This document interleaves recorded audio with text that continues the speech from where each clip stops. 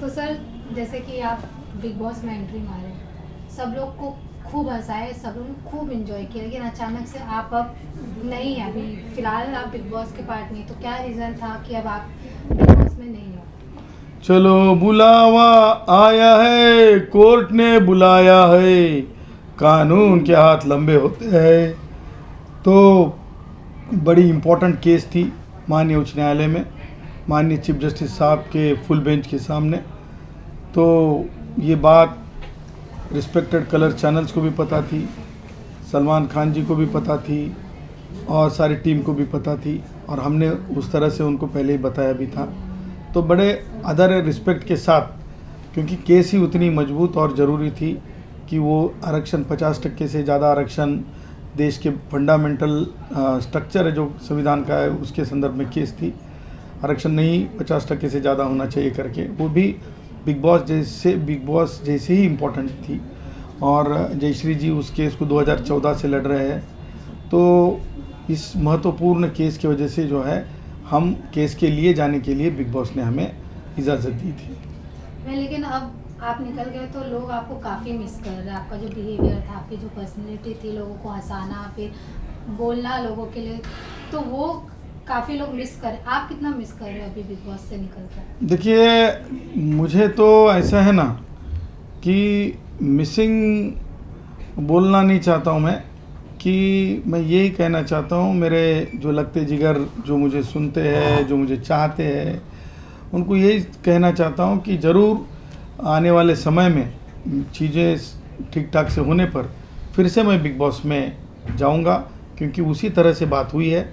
तो ज़्यादा स्ट्रेस होने की, मेरे भाइयों साथियों लगते जिगर जो भी है, मैं फैंस नहीं कहता हूँ, फैंस थोड़ा दूर का रिश्ता होता है। तो मैं सारे ही देश में के विदेश में के मेरा जो साथी है, जो हमारा जो रिश्ता है, वो ज़्यादा फुटपाथी भाई बहनों से होता है। टैक्सी ड्राइवर, रिक्शे वाले, दिहाड़ी मजदूर, वो हमारे अपने लगते हैं, ज़्यादा सभी अपने हैं, लेकिन वो हमें बहुत अच्छे लगते हैं। तो कष्ट करने वाले लोगों से हम जुड़े हैं, सांस की तरह जुड़े हैं। तो उन सारे हमारी सांस रहने वाले भाइयों से कहना चाहता हूँ कि हम जल्दी ही उनकी मनीषा पूरी करने के लिए फिर बिग बॉस में रियलिटी, जीवन की सच्चाई डंके की चोट पे बताने के लिए आएंगे। सर, इवन सलमान खान जी ने भी कहा था कि पहले दिन तो आप एकदम शांत थे, लेकिन दूसरे दिन से जब आपका बिहेवियर लोगों ने देखा, उनको भी काफ़ी पसंद आया, लोगों ने काफ़ी पसंद किया। तो आप पहले दिन इसलिए शांत थे कि आपको पता नहीं था कौन कैसा है, दूसरे दिन इसलिए आप इतना ओपन हो गए कि आपको पता चल गया मेरे अगेंस्ट कौन है और कंटेस्टेंट कौन है, क्या कुछ रीज़न था? देखिए, वहाँ पे जो है अधिकतर कलाकार है, और वो कलाकार स्ट्रगलिंग कलाकार है। हम उन कलाकारों के सामने भी और सलमान के सामने भी कहते, वो हमको कैसे लगते हैं, उबले चने, फ्यूचर हीरो। तो हम अभी तक किसी को भी अपना प्रतिद्वंदी मानते नहीं हैं, क्योंकि हम जानते हैं कि कलाकार किरदार के साथ आता है, स्क्रिप्ट की सोच के साथ आता है। इसीलिए ज़मीन आसमान का फ़र्क है, इसीलिए तो ये पब्लिक है, सब जानती है। और इसीलिए हमें आपकी तरफ से, सोशल मीडिया हैंडल्स की तरफ से, फ़ोन के ज़रिए, मैसेज के ज़रिए ये पता चला है कि लोगों ने हमें अपने दिल में जगह बनाई है और दिमाग में एक नंबर दिया। जब आप घर में थे या फिर जब आप मतलब बिग बॉस में जाने वाले थे, तब सौरभ जी का और इनका कितना सपोर्ट मिला था और अब कितना सपोर्ट मिला? देखिए, जयश्री जी के बारे में कहूँ तो वो मेरी सांस है। वो सासू बहू वाली सांस नहीं, मेरी ब्रीदिंग वाली सांस है। मेरे ज़िंदगी के अंदर का अधिकतर जो जीवन की बुनाई, जीवन को खड़ा करने का जो पूरा श्रेय वो जयश्री जी को जाता है।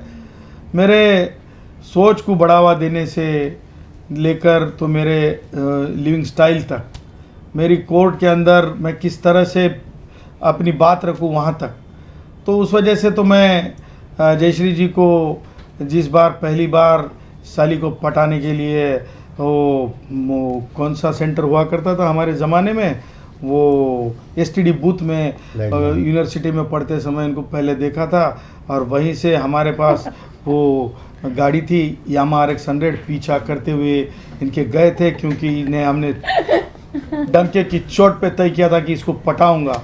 और फिर है ना, इनको हमारी सबसे खूबी पसंद आई, पहली बार हमने इनको डीप किस किया था, डीप किस किया था। तो उस वजह से इनका तो जीवन में जितना मूल्य मोल हम कर ही नहीं सकते हैं।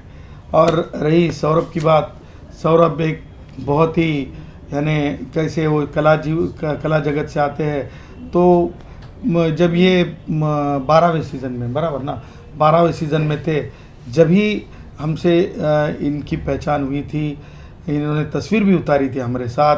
तो एक हमने इनसे कुछ बातें जानी थी, तो वो भी हमें जीवन में बड़ा आनंद दे गई थी। और कला के बारे में, कला जगत के बारे में इनसे हमने काफ़ी सारी बातें समझी है, जानी है। सौरभ जी, आप किस प्रकार की तैयारियां करके भेजे थे सर को? तैयारियां क्या करानी है उनको यार, वो तो रोज़ ही तैयार रहते हैं, कोर्ट में इतने बड़े बड़े केस लड़ते हैं, और उनके लिए क्या तैयारियां कराएंगे। अब आर्मी वालों को आप बोलोगे कि देश के लिए कैसे लड़ना है, तो तैयारियां कुछ नहीं थी, कुछ ऐसे पॉइंट्स होते हैं जो बताने पड़ते हैं, जो गेम में होते हैं, जो मैनिपुलेशन होता है, जो रिश्ते बनते हैं, तो वो बताना ज़रूरी था कि एक इंसान इमोशनली रिश्ता बनाता है और बाहर तू कौन और मैं कौन। तो वो सब तो थोड़ी सी टिप्स देना चाहिए, क्योंकि हम फैमिली जैसे हैं और एक फैमिली मेम्बर की तरह हैं, मुझे छोटा भाई जैसे मानते हैं। तो मुझे ये चीज़ अच्छी लगी कि मैं एक फैमिली की तरह हूँ और मैं कुछ कर पा रहा हूँ, कुछ सपोर्ट कर पा रहा हूँ। और इसी बात है, मैं उस जगह से गुजरा हूँ, तो मुझे पता है कि कितने वीक पॉइंट हैं और कितनी चीज़ें हैं वो इस्तेमाल करेंगे उस चीज़ों को, उस रिश्ते को बना के। तो वो सब सारी चीज़ों की बात हुई थी। बाकी तो आप गेम देख ही रहे हैं, कितना कमाल का खेल रहे हैं और बिंदास खेल रहे हैं और रियल खेल रहे हैं। इवन सर, जैसे कि रिश्ते की बात हुई, तो आपको क्या लगा कि अब जितना दिन थे, कि कौन रियल है या फिर कौन फेक है, कौन आपके अगेंस्ट खेल रहा था, आपको क्या लगा? देखिए, हमरे अगेंस्ट और हमें दबाने की कोई कोशिश कोई करने वाला माई का लाल पैदा नहीं हुआ। हम दाऊद इब्राहिम जैसे आतंकी को अपने बूट के नीचे दबाने के लिए, कुचलने के लिए तैयार रहते हैं। तो हमें तो हमसे कोई वो पंगा लेगा नहीं, क्योंकि हम जो भी बोलते हैं डंके की चोट पे बोलते हैं। हम डाकुओं के ख़ानदान से आते हैं, तो हम बचपन से ही ऐसे हैं, तो इसीलिए हमसे तो कोई उलझा नहीं। लेकिन हम ये कहना चाहते हैं कि जो कला जगत है, जिसे हम बॉलीवुड कहते हैं, बॉलीवुड ने पवित्रता रखनी चाहिए, अंडरवर्ल्ड से दूरी रखनी चाहिए। कलाकार बड़े अच्छे हैं, सारे कलाकार अच्छे हैं, शाहरुख जी अच्छे हैं, सलमान जी अच्छे हैं, गोविंदा जी अच्छे हैं, कंगना जी अच्छी है, सब सारे कलाकार अच्छे हैं। लेकिन है ना, किसी छोटी मोटी चीज़ के लिए गलत हाथों में न लग जाए, ये ध्यान रखना जरूरी। क्योंकि हमें लोग जो बताते हैं, छोटी छोटी बातें दुनिया के बारे में बताते हैं, जैसे कि मेरे ख्याल से अपने क्या नाम है उनका, वो आए थे, वो जिलेबी बाई गाना गाया था, वो गाना चला था, तो उस समय एक उन्हीं के हमारे में मल्लिका कुछ हाँ, वो जब आए थे तब याद है आपको कि बॉलीवुड ने आपसे अन्याय किया, ऐसा एक जन ने बोला था वहाँ पे। तो जब हमने कुछ समझने की कोशिश की, तो हम ये समझ चुके हैं कि कहीं ना कहीं वहाँ पर बाहरी ताकतें भी काम करती हैं। मैं लास्ट क्वेश्चन, ऐसे 3 जन जिनका गेम आपको सबसे ज़्यादा अच्छा लगा? 17 खिलाड़ी समान खेल रहे हैं, वो खतरा हमें समझते हैं, क्योंकि जनता ने हम पे मन पे लिया है, हम बात खुली रखते हैं, ओपन माइंड है। तो 17 लोगों को किरदार से बाहर आना पड़ेगा, तभी हम बता पाएंगे। अभी तो फिलहाल के लिए यही कहूँगा कि 17 एक लाइन में है। Thank you sir. लास्टली आप अपने फैंस को क्या मैसेज देना चाहेंगे, और आपका लोग जो वेट कर रहे कि आप फिर से बिग बॉस में दिखें? जरूर जरूर मेरे लगते जिगर भाइयों, साथियों, मेरे चाहने वालों, हम जरूर अपनी बाकी चीज़ें ख़त्म करके फिर से आपके खुशी के लिए, आपके सोच विचार, हमारी खुलेपन की बातें रियलिटी शो में रखने के लिए जरूर हम जल्द ही बिग बॉस कलर्स में जाएंगे। डंके की चोट पे आपको हम वहाँ दिखेंगे। एक शायरी बोल दूँ? बोल दो। बोल दूँ? हम छोटे मोटे दीपक थोड़े हैं जो बुझ जाएंगे, दिवाली के रॉकेट हैं सीधे घर के अंदर घुस जाएंगे। ठीक थैंक यू सो मच। भाईजान